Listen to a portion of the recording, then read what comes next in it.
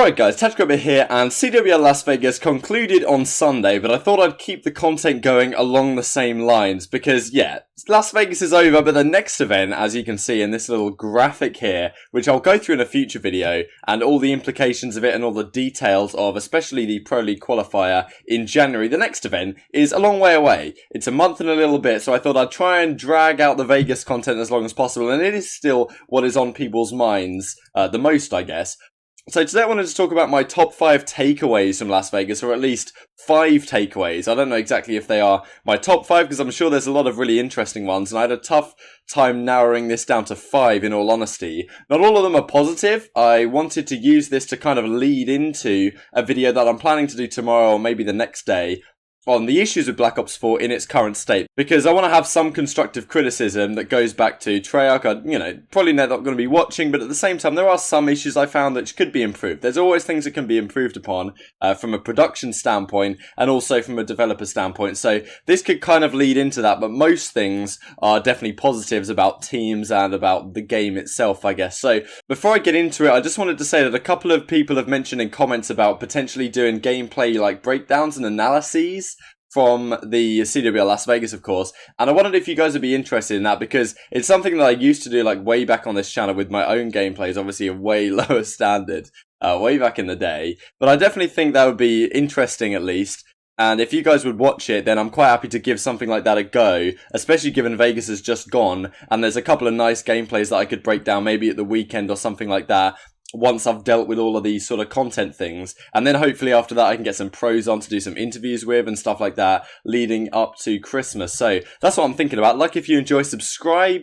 If you're new, by the time this is being uploaded I might be at 5,600, who knows. It's going great. So anyway, let's crack on. The first thing, Black Ops 4 is great to watch. The World War II season, I did enjoy it, but I have to admit that some of the maps, it wasn't the most entertaining, a lot of stalemates. I kind of enjoy that kind of slow, tactical nature, but I don't really think it was the gameplay that made it boring for me. It was more of just the maps. They were kind of dull. Whereas Black Ops 4, we don't have any of the throwback maps yet. I'm very much hoping that Standoff and Raid can maybe find their place in 5v5. If Frequency can be a 5v5 map, then surely some of those maps can come back.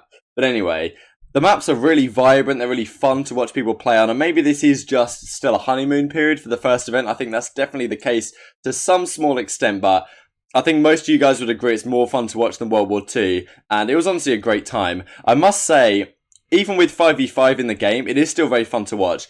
I did make a video a while ago, saying that I don't think 5v5 is the right direction, and it's very tough to say whether it actually has been the right direction or not, because we don't know what it would play like at 4v4. I have an inkling that I would prefer the 4v4 play.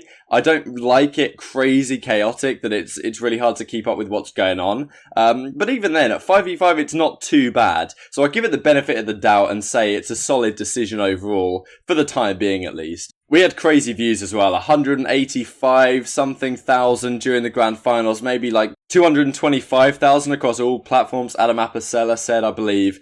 Crazy stuff, to be honest, and especially given that in Europe it was like 4 AM when the final, or like 3:30, 4, so most of Europe was probably asleep at that time.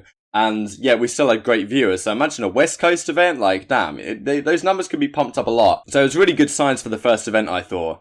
Going on to point number 2, we have Control is really good from a spectator standpoint. I guess this is kind of linked to number 1, but I have to give Control the benefit of the doubt. I had my qualms and queries with it, and I don't think it's as good as it could be, say. And I'll talk about that more tomorrow or a little bit further down the line about the issues with the game in its current state, but definitely it's enjoyable to watch. Control ticks the boxes, in my opinion, of what makes a good competitive mode, if you look at it like that, because when we were watching people play Gridlock and other maps as well, but maybe to a slightly lesser extent, but Gridlock especially, you'd have a situation where the defenders would have like 5 lives, the attackers would have 4 lives or something around that, and it was really close, but the attackers had another minute to prepare their assault. So you had this like calm before the storm, where the defense would set up in the control point they were having to hold. They'd have to watch multiple directions, and the offense would try and set up their push, set up their pinch, and catch a good timing.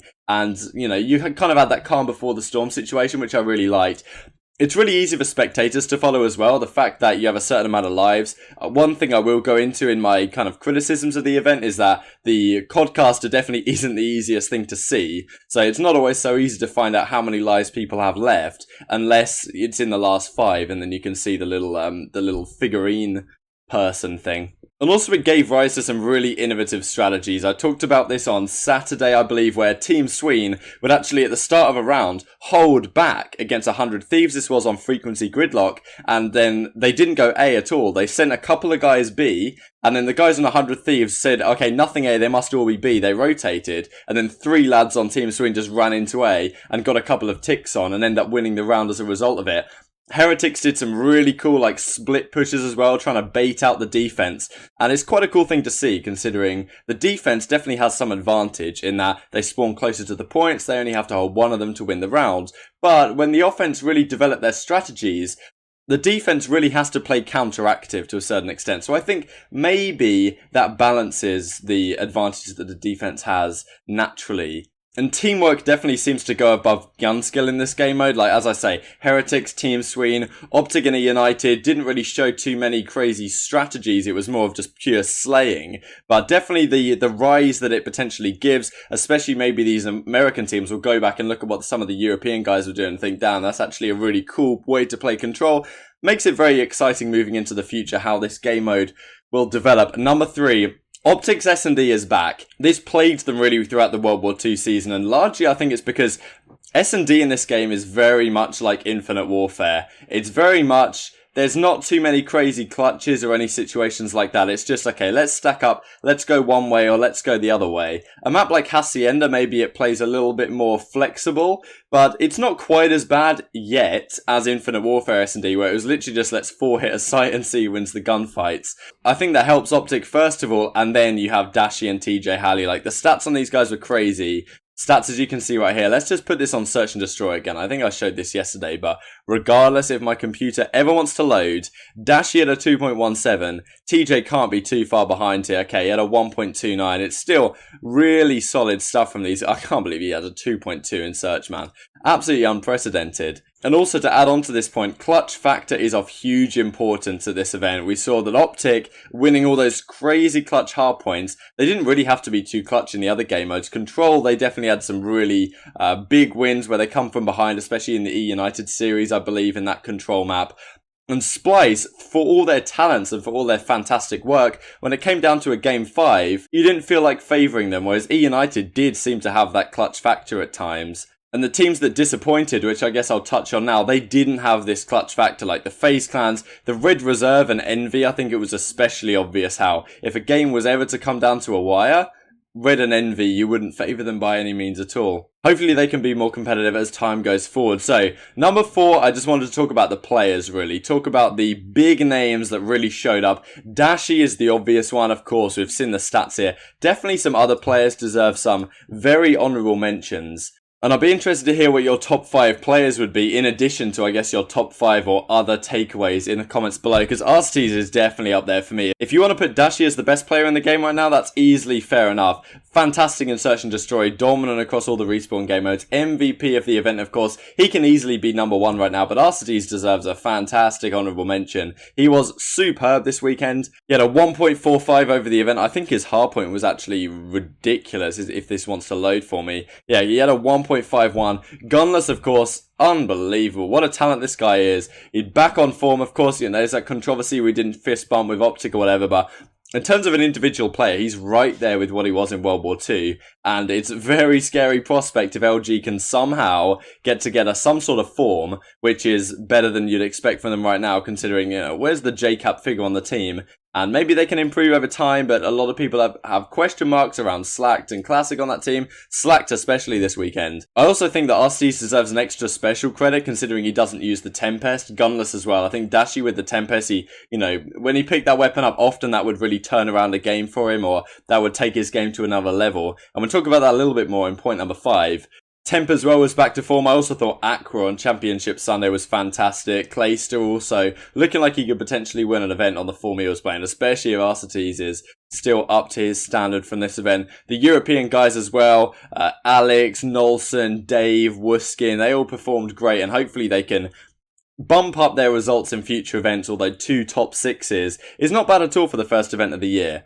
So, as a 5th point, I wanted to talk about the Tempest, because god damn, if there's one thing that really stood out to me about watching Black Ops 4, is that the specialists are everywhere. And, okay, I'm not the biggest fan of specialists. I think a lot of people in the comments would maybe say that they would prefer specialists to only be available once per game. I think that would be maybe more fair for certain specialists at least. You got access to it once per map. Maybe you could even use it from the start of the map. But then again, that's not something that's going to happen. I do think the specialists you tend to get too often though. This is maybe a criticism I can talk about more about tomorrow or the next day, but it did seem like at certain points in the game, all that we were focusing on was just the specialist. It was all the meta, and it was just about which team used the specialist the best. Now, I'm not going to make the argument today that it necessarily takes away from the skill gap, but I think it does take away from the viewer's standpoint to some extent. It makes those special occasions where someone's pulling out a weapon a little bit less special. And when someone pulls out a Tempest and gets a crazy clip like Dashi did all the time, what a fantastic player, super cerebral, really flashy. But that thing is not hard to use, man. Like, the fact that you can hip fire it, it has 14 shots, it lasts super long, like, you could give it to any decent player. Of course, the joke this weekend was that Slacked was terrible with it, but you give it to any decent player and they can go off with it. Also, one of the things is it has a really strong hip-fire auto-aim or like aim assist thing, which the Black Ops 3 Tempest didn't have. It chains super quick, and it's just by far the strongest specialist, it seems like right now. There's basically no counter to it. Like, the War Machine, at least, if you have Flak Jacket, it takes like 3 shots, and the trophy system is there as well, so a big takeaway for me is that the Tempest is super, super strong right now. And honestly, when I see Dashi getting like a sick 3-piece, it kind of takes away from it to some extent, because I know how easy that thing is to use. It's like, you know, wow, that like great aim, but you only had to hit 1 shot of a weapon. You have 14 shots in. It's semi-auto. Once you hit the guy once, he's incapacitated. It's not really satisfying to watch some guy just kill a guy that's already down flailing around on the floor, if you know what I mean. So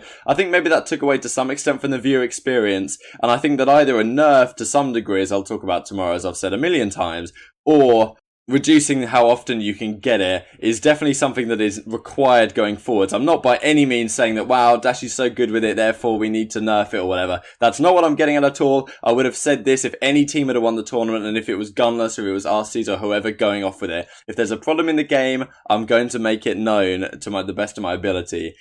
So anyway, those are my 5 takeaways. Most of them are positive, but some of them I do have some qualms with. The situation that went on at CWL Las Vegas this weekend. Like if you enjoyed, subscribe if you are new as always. And yeah, I'll see you guys tomorrow, and hopefully with a load more content throughout the coming days. So thank you guys so much for watching as always, and I'll see you next time.